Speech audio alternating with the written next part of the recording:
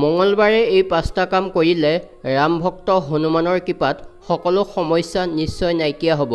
সেই কামসমূহ কি কি জানিবলৈ হ'লে ভিডিঅ'টো সম্পূৰ্ণকৈ চাব। মঙলবাৰক হনুমানৰ দিন বুলি গণ্য কৰা হয়। এই দিনটোত হনুমান আৰু মংগল দেৱতাক বিশেষভাৱে পূজা কৰা হয়। এই দিনটোত জীৱনৰ লগত জড়িত সকলো সমস্যা দূৰ কৰাৰ বাবে কিছু ব্যৱস্থা গ্ৰহণ কৰিলে সকলো ধৰণৰ ইচ্ছা পূৰণ হয় বুলি বিশ্বাস কৰা হয়। এই কলিযুগত হনুমানজীক পূজা কৰি সকলো কামনা সোনকালে পূৰ্ণ হয় বুলি বিশ্বাস কৰা হয়। এই কাৰণে হনুমানক কলিযুগৰ দেৱতা বুলি কোৱা হয়। আজি আমি আপোনালোকক কিছু প্ৰতিকাৰৰ বিষয়ে ক'ম। মঙলবাৰে এইসমূহ নিয়ম গ্ৰহণ কৰিলে জীৱনৰ সকলো সমস্যাৰ অন্ত পৰে বুলি বিশ্বাস কৰা হয়। 1 নম্বৰতে মঙলবাৰে হনুমানজীক ৰঙা ৰঙৰ সেন্দুৰ প্ৰদান কৰিলে ব্যৱসায় বৃদ্ধি পায়।